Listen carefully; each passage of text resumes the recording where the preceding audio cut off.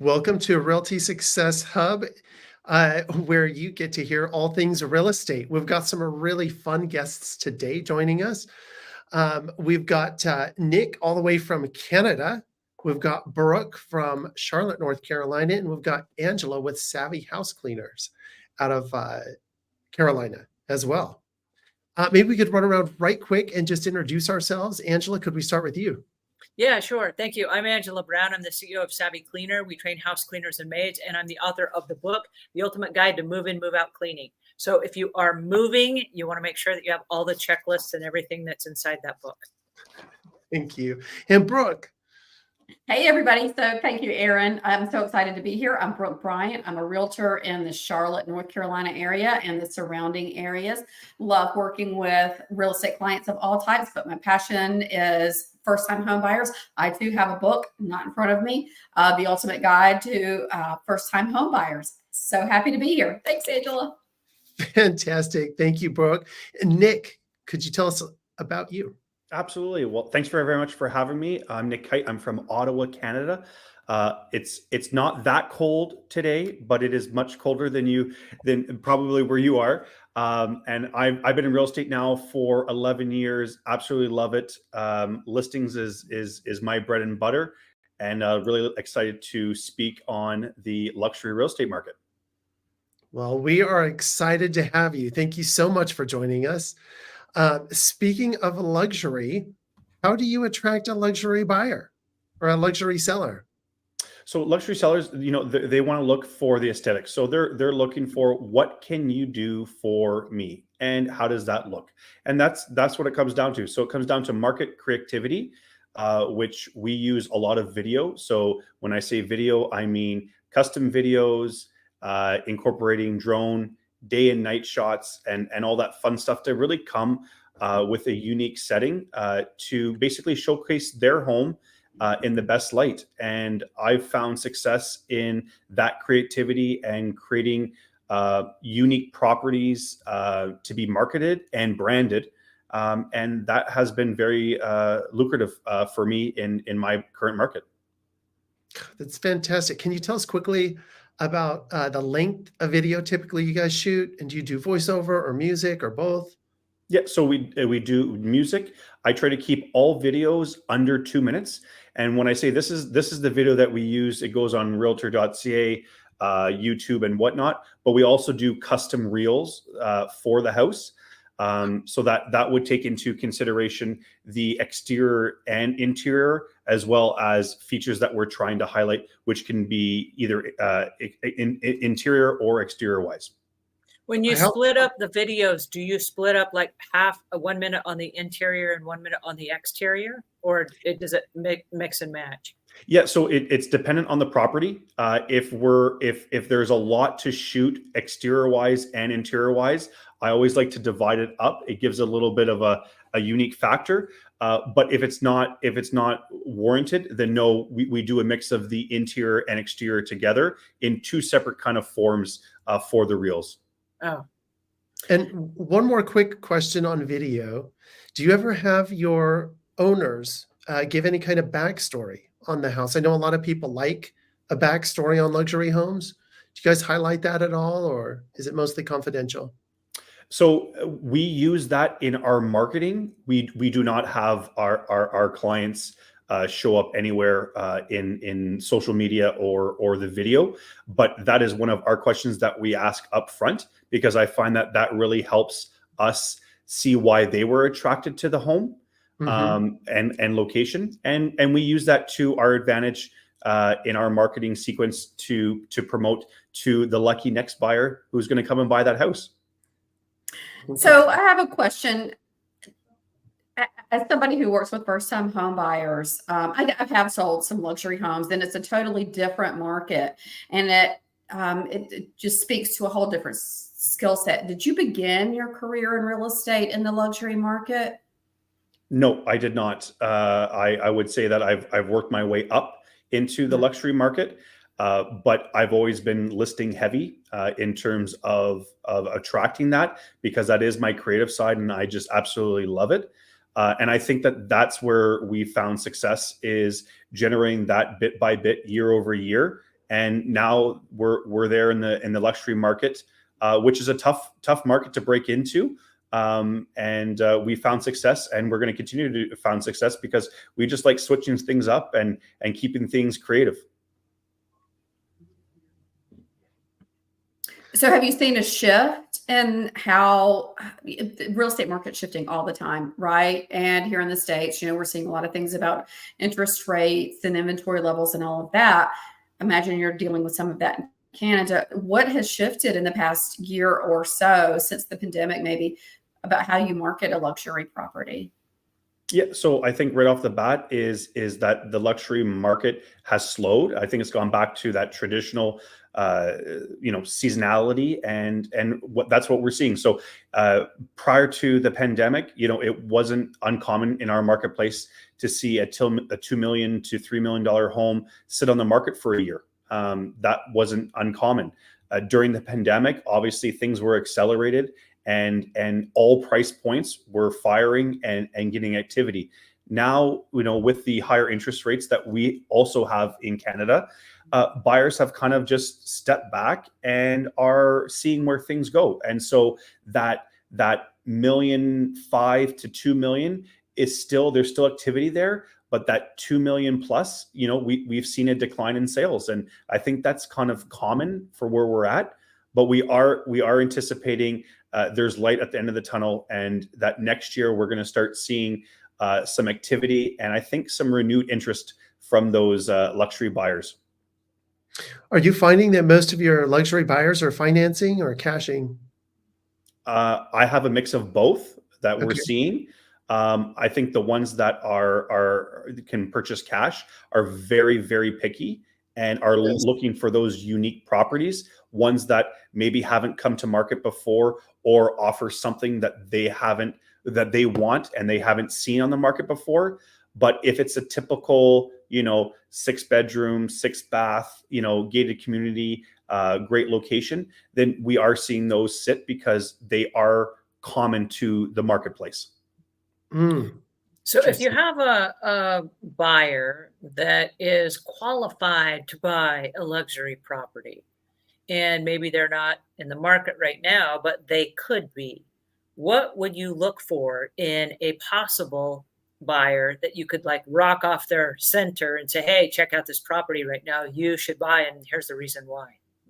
Well, so I would, in the luxury market, what it is it's the price, it's the deal, it's why is the seller selling, and if they're still in the market or have been for quite some time, there's usually a reason for that, and therefore it's just getting that information and getting that in front of that buyer and saying, listen, like we can probably get something done here, and when the market corrects, I think you're going to be really happy. So again, I do a lot with first-time home buyers, and every conversation with every client is different. And a lot of with first-time home buyers, it's educational. In the luxury market, you're dealing with somebody who's probably, this is not their first real estate transaction. So the conversations are going to be a little different.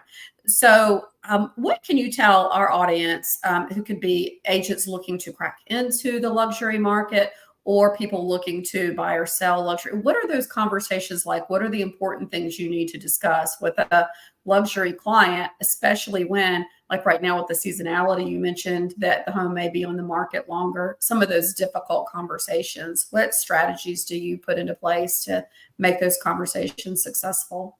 Yeah, absolutely. So I think like a lot of people, it comes down to the facts. It comes down to the statistics. What is happening now versus what's happened in the past, and where are things going? If you show your value based on factual information and guidance, that's where sellers and buyers will take note. And so I'm a very straightforward person. I'm like that professionally and personally.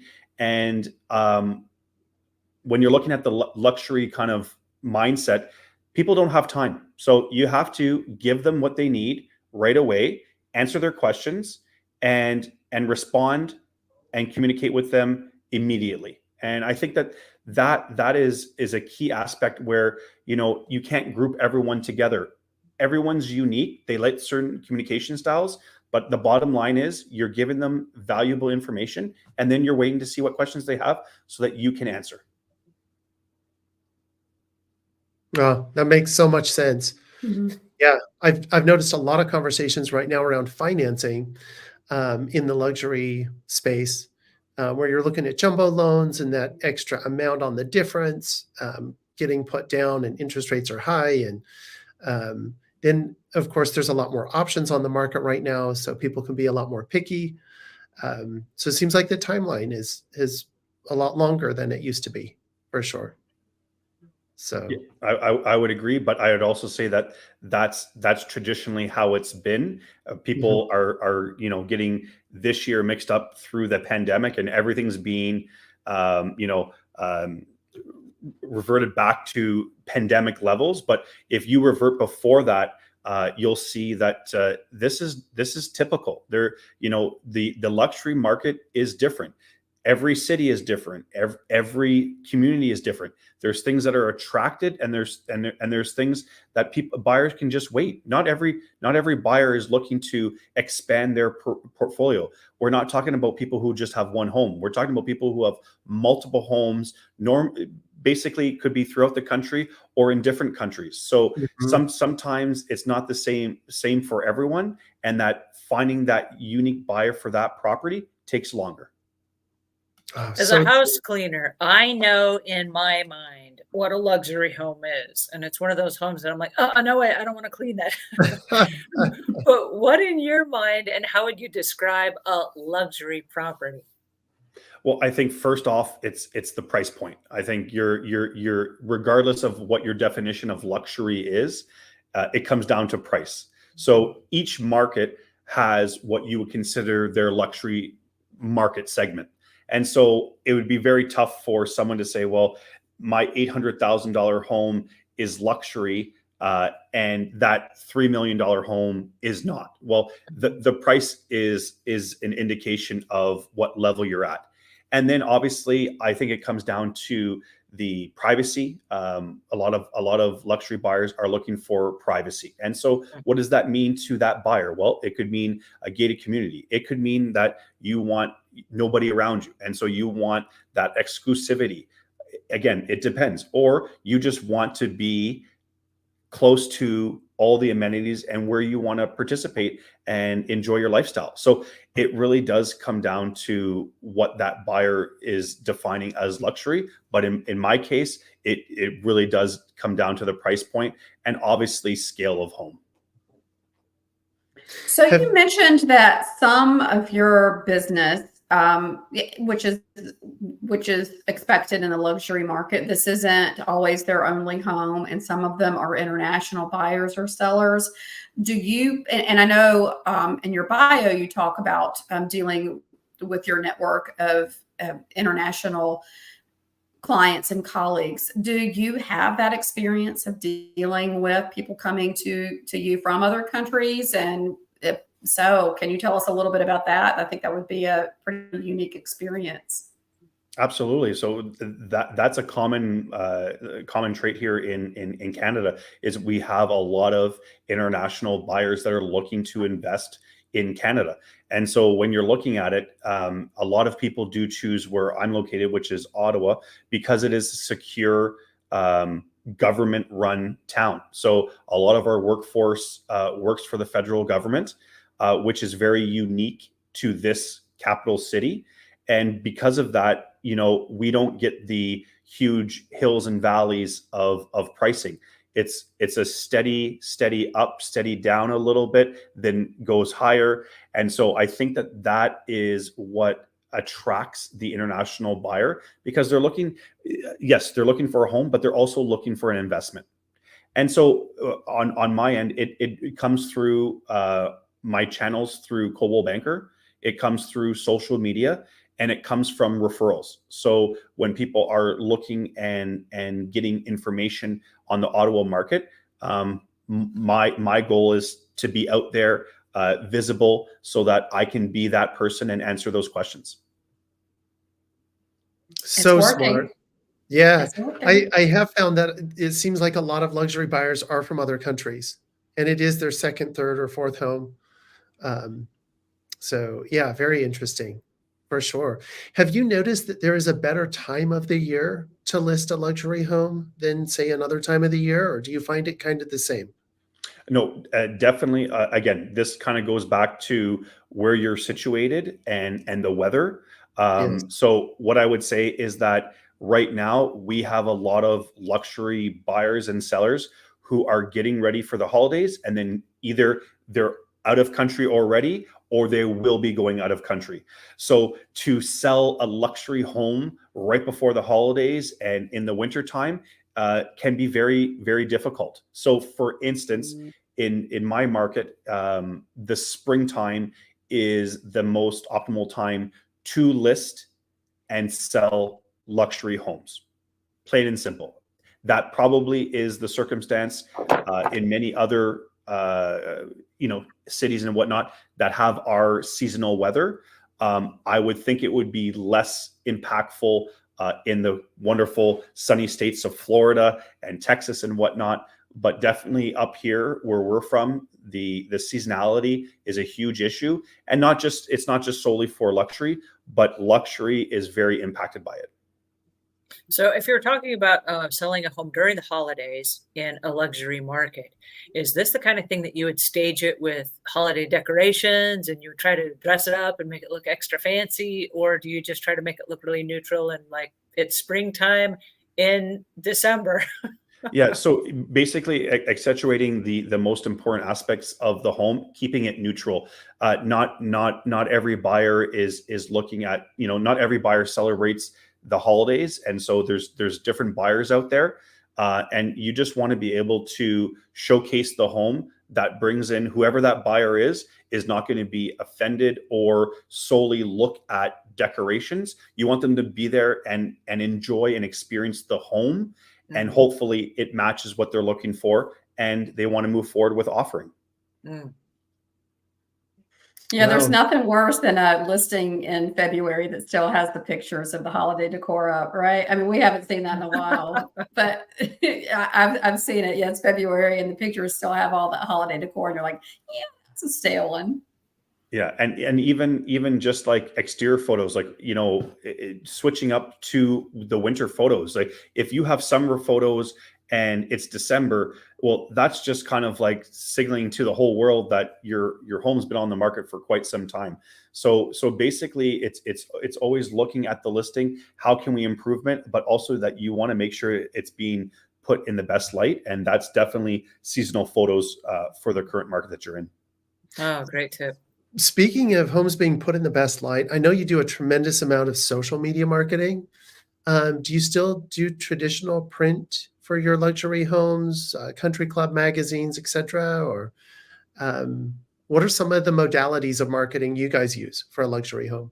Yeah, so what I can say is that we use like hard books and whatnot for inside the house, but Okay. in terms of marketing that to the publishing or whatnot, no, me specifically, I do not. We use the creative for what we have, and that is our social media, our network, and traditionally getting it in front of the right agents who have the right buyers. And so that's what we do, and we spend our time that way. Oh, I love that. That also seems like such a great use of funds being Absolutely. channeled into that market. I know that traditional print has gotten more expensive for the most part, and I know a lot of these luxury magazines are pretty expensive to get into. Ours here in the local area is about $7,000 to run an ad. Um, and so it can get pricey. And it seems like there's a further reach on social for sure. Absolutely. And I think you just nailed it, is how many people are looking at that one published, you know, article or whatnot and book and whatever it is, that's going to capture that one buyer looking. I just don't think that that's money well spent. And what can it offer? It can't jump out and look at the video or whatnot. It's just you're choosing a photo or an array of photos with a description, and there really is no allure there. The allure is the creative with the video and how things are written and how the home is shown. that's where the emotion is created. And I think that's what goes into the video marketing that we do that then promotes and gets reach. Sounds like you have a lot of insight into that in terms of the process and how that's put together. Absolutely. I love it. So I'm always refining and seeing what works best. And not everything does work. And sometimes it's unique to that property. You could do the same thing for one property, the next property, it's crickets. So you're always refining, you're going down one route, it doesn't work, you come back, you go down another route. And I think that is what my clients like, is that there's not just one way of selling. And that we really do have to find those buyers, and when those buyers come, we have to be ready to negotiate. How important is email marketing to your strategy? Email marketing is definitely part, and it's targeted. So basically knowing who the buyer demographic that we're looking for helps us with our marketing, tailor it to those people and the people that know those people. And so email marketing is 100% part of our all around scope. I would think it would be a really good way to stay in touch with those people, especially like if they didn't buy right now, but they have the funds to buy, or they have multiple properties, or that they can drop 20 million on a home or something like that. Like I want that person to be on my email list just in case that the next property pops up or something. Yeah. Absolutely. As long as they're not working with another realtor, and the thing is sometimes they're not. Sometimes it's one of those things where you get a phone call or an email and you get an inquiry and you have some questions and you answer those questions, and then they say, well, do you have time for a quick Zoom call? I'm not in the country. So you have the Zoom call and you gather some good information from them, and then that turns into working together and setting them up and really showcasing them the property. And I'll give you a really quick example. I got a call from an executive in the Seattle area who was looking to move to the Ottawa region. They contacted me because I was one of 5 that they interviewed to help them find their house in the Ottawa area. I was lucky enough to be chosen as their realtor. Yeah, they came here 3 times, flew in for a day and a half each time. We showed a total of 15 properties, offered on 2. One we didn't get. The second one we got, we won. They moved in. They love the home. They come to all my client appreciation events. They absolutely love it here. And they've already referred me to their friends who are now looking at moving into the Ottawa region in the next year or 2. What a great story. That is a great story. And we talk a lot here on the Realty Success Show about how important relationships are, specifically in real estate. And they really are. And they can be long lasting and far reaching. And it seems like that you really excel with that. Building a relationship with your clients and knowing what's unique about them and their property and how to best showcase that, as well as to nurture those relationships through your marketing. And so imagine you've put together a team and impart that same value to your team about building and nurturing those relationships to best serve your clients. Absolutely. So since day one, so I've been in the business 11 years. Mm-hmm. We've always had a client appreciation program, and we are in touch with our clients all the time. We have events, we do pop-bys, we do charity things, and obviously providing valuable information. One thing I always do each year is I send out holiday cards, in advance of the holidays as well as New Year's. This year, I'm up to 451 of handwritten notes that are sent out. And I can tell you right now, these risks are exhausting, but everything is out to the clients. And I always say that time is the most important thing that you can give someone. So I give that, but I have to say I get so much more back because you're instantly in a good mood when you start writing cards. So if you're in a bad mood or having a bad day, write a couple cards. Your mindset absolutely changes, and that's something that I absolutely love doing, and my clients love getting them. I just got a text I can see it from my phone here. That someone's like, I just got your card. You're the first card I got. Thank you so much. And I'm like, well, it's December 14th. If that's your first card, it's not the best, but So I'm can I happy ask to be the first. a real quick question about that? So the card that you send out, the holiday card, is that just a warm and fuzzy, or is there any value add in that card, or is it just to keep in touch? You So know what I that, mean? yeah, Like, are you giving any market analysis no, or no, no. for instance, it's just This is strictly the relationship to my clients, to wish them and their families, Merry Christmas, Happy Holidays, and best in the new year. And I write something different for each client. That to me is the most important, because I love receiving cards, and my clients always say they love receiving cards from me because they don't receive cards from many other people. And so I think that's a huge thing. And again, I won't stop. So if I continue to be able to be lucky enough to be in this business, and I have to write 1,000 or 1,500 cards, I'll do that. And I will not lose the handwritten notes and whatnot that got me here. Do you only write the Christmas cards, or do you send a card at other times of the year that's just like, hey, happy birthday or happy Mother's Day? Or is there a different time of the year, or is it only at the holidays? No, I send cards all the time. I send cards for home purchase anniversaries, for selling their house, for their own special milestone birthdays, anniversaries, all the holidays, anything that pops up. If someone had a baby, you get a card. I write cards all the time. I'm usually around 30 to 50 a week. Oh my goodness. How Wow. neat. What a huge value add for your clients. Just getting that handwritten, heartfelt note. That is such a lost thing in our culture. Do you That's know really though how many times we've talked to people who are very successful in their industries, and so often they do the same thing. They do a handwritten card. It really means so much. You took the time, you actually put your thought into it, thought about that particular client and the experience you had with them. It really does. It means it's a connection. It's that relationship. Absolutely. And you know what? It's authentic, because most people won't write the card. Most people may do one and then you never hear from them again. And so for me, it's just naturally who I am as a person. So for me to do it, it doesn't take anything. I have everything all set up. It's easy to do, and I absolutely love it. Good for that you. is so neat. Wow. So, how do you stay on top of all of the current technology and everything that's going on specific to the luxury market, and kind of what's happening?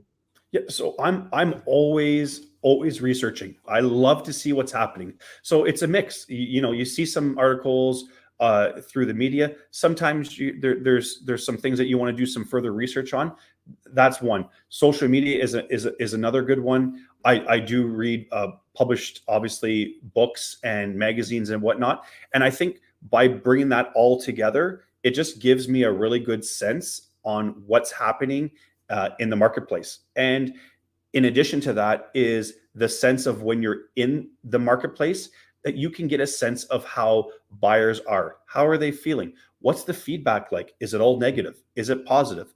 And that really comes into play dependent on what type of market you're in. And so I believe that we are now coming into 2 busier years than the last 2 years. And I think that that's going to start up by mid-spring. And I think that people aren't aware of that. And I'm going to be the one to tell my clients all that information. But I think it's going to catch some people by surprise. I think some people have been slipping, and if they don't see the trends right now, I see the trends, and so my clients will be well informed. It sounds like you follow that pretty closely. Do you see interest rates moving at all, or what gives you the impression that it will be more lucrative for buyers and sellers over the next few years? Yeah, absolutely. So I can speak based on research that I've seen for the States and Canada, that both countries' rates will be coming down. We're already seeing this week a little lenders providing a little bit better rates. which obviously helps any buyer. But I think by mid next year, you're going to see some lenders competing, and you're going to see some rates coming down, and that's going to go into 2025. And so for a lot of naysayers or for other people doing the research, they're saying that next year is going to be just like this year. And I absolutely say I completely disagree. And I think that people are going to have to buckle up and get ready, because it's going to be a very busy market. When you talk about luxury real estate, you light up. I mean, you're on fire, man. Did the luxury real estate market choose you, or did you choose it? My goal was to get into the luxury real estate, that type of property, the ability to market it uniquely and change it up and just dive into it and see what works the best. That excites me. And I think that my clients now and future clients, when they meet me and we go through that process together, I think they really get a sense that, I'm here and the team's here to do our best for you. And that is to get you top dollar, the best terms, but it's also to be very communicative with them, explain everything, that they have no stress, that everything that comes is part of the plan. And when roadblocks happen, that's okay. It's part of the game. But we're here and we'll be able to get through them. There's always options to move on. And I think that's where our clients just love it, is that there's not one straight answer. It could be this if it's that, and this if it's that. And let's see where the market takes us.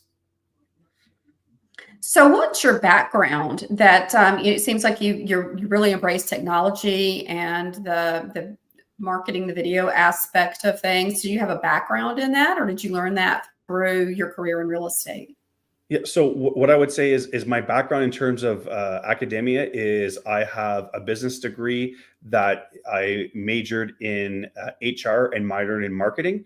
And I also have a Bachelor of Arts where I majored in psychology and communication. And so from an education standpoint, that's got me covered. In terms of the marketing and getting into real estate, to be honest, it's self-learned. It's going through, taking seminars, understanding what's going on, what works, what doesn't work, and not being afraid to try things. I think that's a huge roadblock for a lot of people. So I would say that there's a lot of self-taught here, and that's what we continue to do. And it's been working. So why stop a good thing?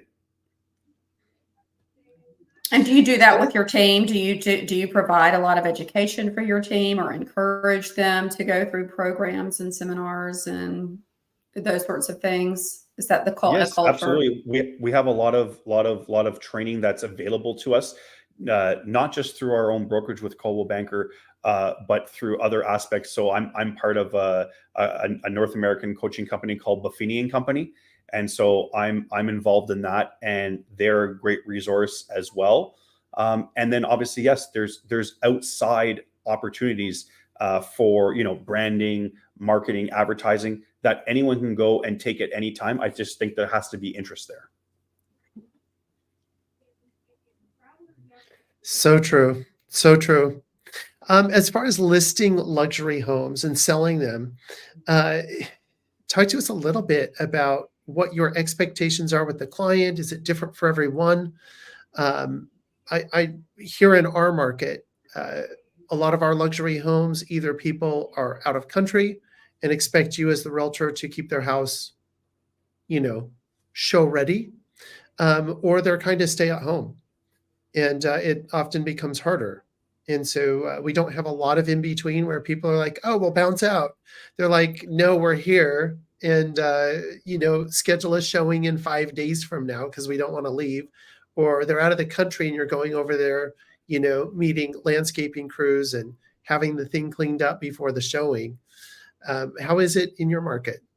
Yeah. So what I would say is that we do have a lot of owner occupied luxury homes. And so here in the Ottawa area, it's very typical for the sellers not to be present for any showings. And I'm a huge component of that. I do not think that buyers and sellers should be meeting prior to any deal being done. And the reason is because as a seller, you're usually more talkative and you're giving away information that you shouldn't. And so I always tell my clients that if someone knocks on your door or a friend reaches out and has questions, direct them to me. Your representative, I know what I need to say. I know what route we're going, and that's why you've hired me. If someone gets in there and gets valuable information that other people aren't aware, that can help them. And if I'm unaware of it, then it's gonna affect the listing and affect negotiations. And I've seen it happen once very early on in my career, and I stopped that right off the bat. And now it's like you're a silo. Until you sell your house, you're a silo. Don't tell people about what feedback we've talked about. Don't talk about information that we've provided. Until you sell your house, it's us together, outside influences. Anyone has questions, direct them to me. That's really good information. And with your background in psychology, I'm curious, is there a particular thing that you look for when you're dealing with a buyer, that maybe they are more talkative, or maybe they're more reserved, or maybe they're more stuffy or high maintenance or something like that, that you have to navigate being in the real estate luxury market as opposed to a regular buyer? Absolutely. You're juggling your hats all the time. You can go from one showing and there's no conversation. Literally, it's going through the house and you're saying something and there's no response. And you know what? That's okay. If that's how that buyer wants to experience the home, no problem. That's up to you. And then there's times where it's complete, this house is, I can't believe they're asking this price and and you just have to manage that. And then there's the people who are like, oh, wow, this is the nicest home I've seen. I have to live here. And so you just manage who you have in front of you.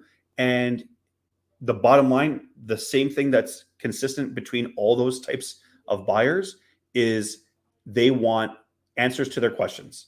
They want factual information.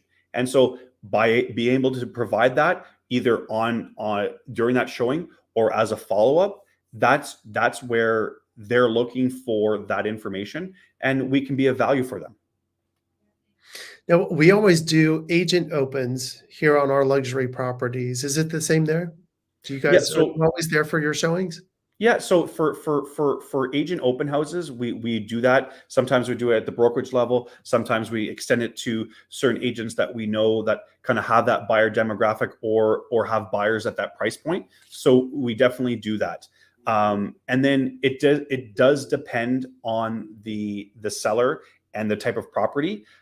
Sometimes the buyer's agent is showing their buyer the home. Other times the listing agent is present. It all depends on the type of home, the seller, and the situation. So we've talked a lot about the marketing of the home, which is hugely important in luxury. But I think another aspect of it is you're dealing with typically high net worth clients who are demanding. You're dealing with agents who have the same types of clients on their side. So can you talk with us a little bit about that dynamic when the home's been marketed well, you're under contract, or you've got offers coming in? Is that dynamic? How do you manage that dynamic when it comes to negotiations through offers, repairs, those sorts of things? Yeah, and I think that in every marketplace, there are, who the go-to agents are, who's coming to show your property, from past experience who you like to work with. And so it's not surprising that agents that are liked by other agents get some insider information. And I'm a full component of it. If I know that the deal that we've done deals in the past, they've gone smoothly, their clients are educated about the process and stuff, and we work towards the closing together, not adversarial, then those are people who I want to call and say, bring your amazing clients and come buy this house. Let's do another deal together. And I can't tell you how many people call me and say, Nick, this house is perfect. Thanks for having all the information. An offer is coming. I can't wait to do another deal with you. And I think that's part of the marketing is agents want to deal with me. They want to bring their clients to the house because they know a few things. They know that they pretty much have all their answers already before they get there. They know that we're going to work together in a professional manner. And if any issues do come up, we're going to work together to resolve them. And I think that is seen on both sides. And my clients, if I'm representing them from the sales side, from the listing side, they get it and appreciate it. And it's also the same for my buyers that are dealing with the listing agent as well.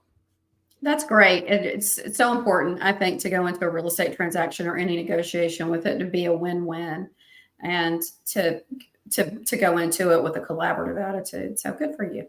Thank you. It goes back to that good coaching and good mentoring.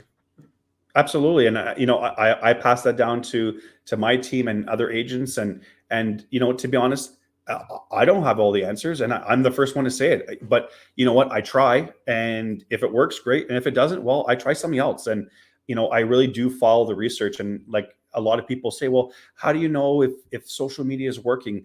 I don't see many views, or I don't see many comments. Well, yeah, you have to look into the insights, and you have to give yourself time. You can't just say, oh, I put up a reel and it only got 322 views, and therefore I'm never doing one again. Well, no, do 10. See after the 10, what happens? How's your social media? What's being engaged? What's working for you? What's not working for you? You have to give it time. And so at the end of let's say a research period of 4 months, if something's not working, then we may look at refining it. Or you know what, we say we've tried, doesn't work for our audience. We'll try something else, and it's just trial and error. That's all it is. When you talk about social media and what works, I know sometimes on social media and sometimes on the internet, these lavish homes will pop up and will say, this famous person spent $20 million on this house. And as a house cleaner, I'm looking at it like, that doesn't seem like $20 million worth of home. But what is the power of being so braggadocious? Like, this person spent so much on their home. Isn't that supposed to be like private information? Or do they want it shared like, look at me, I spent all this money? Well, again, I think it depends on who they are. And there are people who want other people to know that they're super successful, and that drives their ego and them as a person. It doesn't mean it's a bad thing. It just means that that's how they kind of, refuel themselves, and that's how they want to be projected to the marketplace. There's a lot of people who are not like that. Very private, low key, privacy, and having a trustworthy agent is most important. I have clients who have never come to any of my client appreciation parties, but they refer me. And that's number one. For me, I work in a referral-based business. That's exactly how I run my business. I don't deal with the general public. So this is what happens. And so they know that everything that we talk about is confident. And nothing else is getting out unless they tell me they want to. And if they want to, are you the driver behind that? Like, let's get this on social media, then let's let everybody know how much you paid, and let's negotiate the price higher so that I'll make more commissions. Yeah, no. So what it is if that is how your buyer or seller is, then you do what works for them and what's best for them. And if they want their house out there and advise that this is how much they've paid, or that they want to do like a press release, of course we would do that. I have yet to have a buyer or seller want to disclose that at all. Well, why is it that we see that on the internet then? We're like, look at this so-and-so that they paid so much money for their house. Like, how does it make it to social media? Well, so what happens is that again, I can speak from in Canada. Any realtor or anyone has access can see what properties sell for once they've firmed up. So it's not hard for someone else to say, oh my God, can you believe that someone paid this for whatever? It's not even their listing or their buyer, but they want to speak about it because it's shockworthy. And so it's a bait, it's a clickbait, oh my God, this, and then you click and then you look at the person, you're like, okay, great, but what next? So that to me is a very shallow way of building anything or any type of business. But for some people it works. But Yeah. that's not driven then by the realtor, typically. Normally not. I personally, if a You don't seller or you buyer, don't say, hey buyer, fill this waiver out and let's get you to submit photos of you Yeah. in your new house so that we can like pump it up on social media. like absolutely not. Like most of my clients are very private and don't want anything disclosed. And I absolutely agree. That's their purchase or they're selling. Keep everything exactly how they want it. If someone has questions, and again, this comes up all the time. There's always people prying about why is the seller selling? What about this? What about that? And sometimes it's just, what? We're not answering those questions. Do you have anything else? That's it. It's none of your business. Yep. So I always say you can ask, doesn't mean you get the answer. Do you find that working in the luxury market is more demanding of your time? Or would you say it's about equal across the board? You know what? It's dependent on the client. Really, I feel that there are times where yes, it's very time consuming, and other times where it's in line with other transactions and relationships, and it really does come down to the person. And I think that if you're not providing information constantly about the process, about what's coming next, about what to anticipate, if you're not doing that, absolutely, because then you're going to get all those questions all the time in different ways. But I like to manage the process from the start and have all those expectations done so that really what we're talking about are very specific things that are coming from key buyers that we can discuss. That's not a problem. But in terms of the process and what's coming next, they know. So you probably to be that proactive in managing the expectations of the process, you probably have good systems in place to help you do that, right? And to help your team members do that. This is okay from start to finish. Do you have a solid set of systems to help you and your team members with that? Yeah, absolutely. So we set that all up in our pre-listing and our listing packages. It's all there. Like there is nothing that a seller can ask that we haven't thought of. And if there is, we answer it. Or if I don't know the answer, I'll do the research and I'll get back to them. But the whole point is you're showing yourself as the professional. You're guiding them through the process. They're not guiding you. If they're if they're running a technology company and are looking at switching up phones, well, I don't know everything about that. So I'm going to ask you. I'm not going to sit there and tell you, okay, well, I have an iPhone and I do it like this and da da da da. That's not my place. So if I do the exact same thing, this is the process. This is typically how things work out. There are one-off questions, there are one-off scenarios that arise, and we'll take care of them. So I think as long as the sellers and the buyers know that A, you have their best interest, and two, they can trust you, it's a win-win. I think that when you start getting lots of questions, or that question was, well, I heard from a friend who heard from another friend. If you start getting questions like that, I don't think that's the client's fault. I think that's the realtor's fault. And I think that the realtor needs to step up and be more communicative and get the information to them, because that's what it sounds like. It sounds like they're trying to get information that they're not aware of. So Angela runs a big house cleaning training company, and one of her strengths is saying that the best customer service is the customer service you never have to provide. It's the answers that you've already provided to your clients and potential clients before they have to ask them. So, and knowing your market, knowing your clientele, being knowledgeable, being a professional is super important and builds that confidence and helps you get referrals and repeat business. Absolutely. And I think it's just being efficient, just saying like, this is the process. And do you have any questions? Like, so we're going from A to B. Do you have any questions? Okay, now we're on B. Okay. Do you have any questions? Oh, yes. Okay. And you just go through the process with them. And to be honest, I'm always reiterating what we've done and where we're going. And I think that kind of journey or process I call it like a roadmap or a process map. It allows the client to see what's coming. And if there's areas that they're unaware of how things work, then that's where we get those questions and we just answer them. And it helps you revise your system, improve your system. Absolutely. So that's exactly what we've been doing for the past week and a half, is looking at a new transaction management checklist to have multiple people in at the same time, to click off tasks 1, 2, and 3 were done. Now it's me, I'm doing task 4, and then someone else is doing 5, 6. This is what we're working for. We're always refining and doing things. How can we be more efficient? How can we work better? And I think that if anyone's not doing that going into the new year, I think that the business is going to come faster, or in some cases, it's not going to come. And I think it's going to be a shock for some people. So true. Sounds like you have some really good systems and processes in place. Absolutely.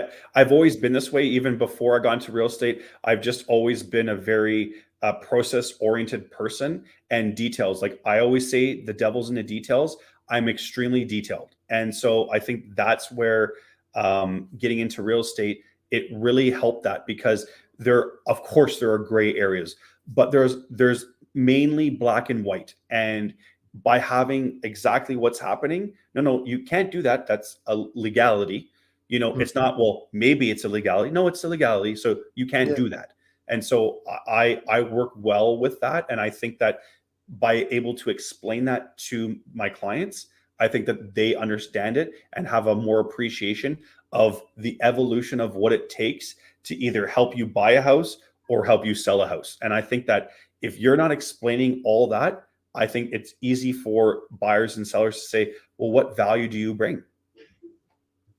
Well, being a seller, a systems guy with processes, what are the characteristics that make a really good luxury home seller? What characteristics of that person? Well, I think first off that they're open to they're open to asking questions. So they're going to ask. They feel confident enough to ask you. And so when someone asks you a question and they haven't answered it already, it means something. So I want to know what type of questions you have and being able to answer that. And I think that the openness, that what is our goal here? It's to work together. I'm not working against you. You're hiring me to represent you. I'm here to represent you. But if you're not helping me or giving me information, or it's a constant struggle, then maybe we're not the best fit. And I've had to say that as well, is it doesn't appear that we're a good fit for moving forward. And I'm okay to say that maybe someone else would be a better fit and walk away, because that's my mindset. And if someone's going to be nonstop aggressive or always condescending or always saying yes, but no, that's okay. Let them drive someone else crazy. I'm going to take care of my great clients and get more great clients. And to be honest, it's happened, I would say a few times where my gut just said, this is not right. I don't feel comfortable here. And how do I get out of this situation professionally? And I always professional. And it's just time to walk away. It's just not worth it. It sounds like you do a lot of referral business. As far as networking and being out, how do you balance that with running a full-time business and family and life? And I know networking is such a huge thing, specifically in the luxury market, and all those days out at the country club and et cetera, et cetera. How do you balance some of that? So I think it's for me, I've always balanced. I've always been into sports, social activities, working, friends, family.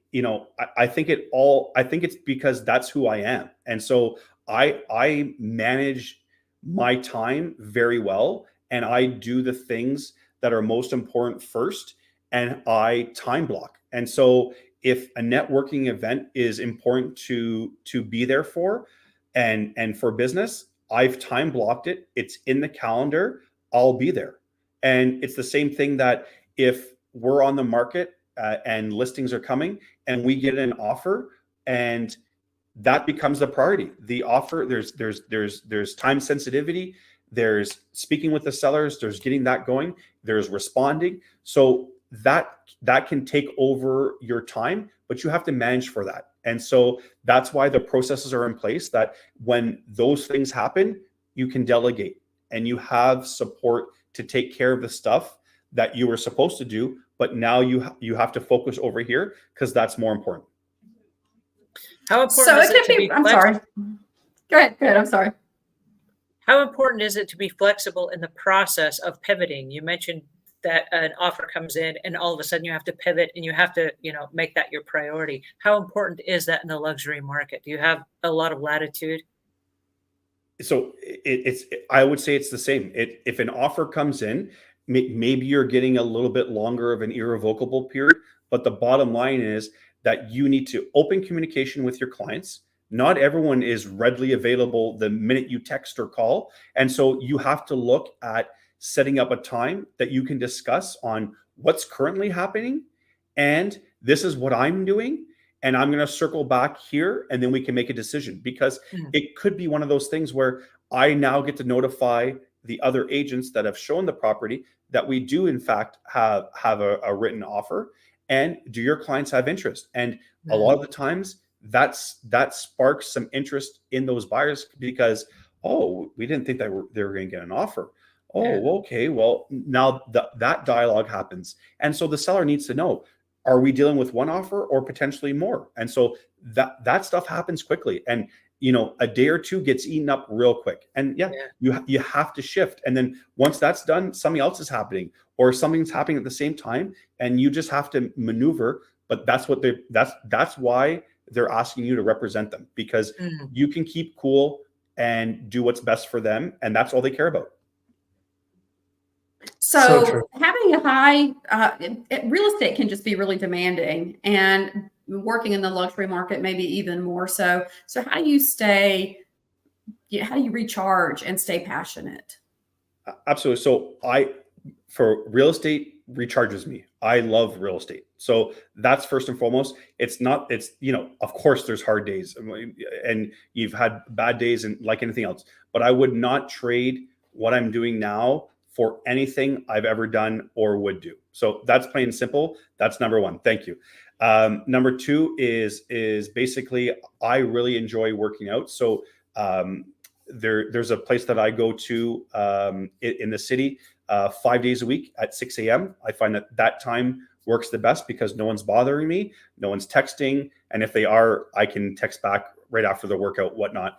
And so that really drives me to be healthy, and it's a great stress reliever. I love it. And then basically being around my friends and family. And I have a really big circle, and I'm very lucky to have some really, really, really close friends and great family support. And I think all around that speaks to just being positive, having high energy, and obviously doing the best for my clients, because I'll have clients be like, well, Nick, it's Sunday and, we'll talk to you tomorrow. No, like, yes. Am I doing something with the family? For sure. But your question is really important. There's different levels of questions and different levels of activities that take place. And if it's urgent, it's being taken care of no matter what. If I'm in Italy or in Mexico on vacation, it does not matter. It's being handled. That's why they trusted me and the Kyte team to represent them. Well, it's clear to see why you and the Kyte team are so successful. I've learned so much today. Oh, thank you. Nick, you sound like a phenomenal entrepreneur and business person and a wonderful coach and mentor. So thank you so much for being here today. Your clients are very lucky to have you. Thank you. And it definitely sounds like you go above and beyond. I love the handwritten notes. That is something that just so few people do, and so rewarding to clients. I know that clients I've sent cards to still have them on their desk or their fridge years later. So I agree. And like I said, it really helps me to be very grateful and put me in a great mood. And like I said, if you're in a bad mood, write some cards to people, and it's gonna instantly change your thinking. I love that so much. Nick, where can we find you? Where can our listeners find you, find more information about you, and or work with you? Absolutely. So you can find me at Nick J. Kyte on all social media platforms: Instagram, X, YouTube, LinkedIn, and Facebook. And my website is nickkyte.com. And all the information is there. And like I said, I love questions. I love people's insight. And so if anyone wants to follow and ask questions, I'm all for it. I love so much that you're the realtor that can be found online. If you're not being found online, you're going to get out of the business real soon.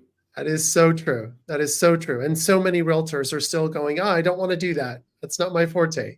So it's neat that you're on so many platforms. We so appreciate you. Thank you. Thank you so much. Brooke, where can we find you? I'm also able to be found online. I'm at Ask Brooke Bryant on all of the social media platforms. And yeah, everybody go check out Nick. He's got some great social media. It's great talking with you today, Nick. Oh, thanks so much. I really do appreciate it. And I can't believe that it went by so quickly. I just looked at the time and I was like, is this been 20 minutes? But no, it's been over an hour. Just, you know, just when love you're this having stuff fun. and great questions and great dialogue. Really appreciate you having me on. Really appreciate you. And Angela, where can we find you online? Thank you. Thank you for including me today. I too had a blast and the time whizzed by. Thank you, Nick, for your wisdom and your insights. This is fascinating. My I'm pleasure. Ask Angela Brown on all of the social medias.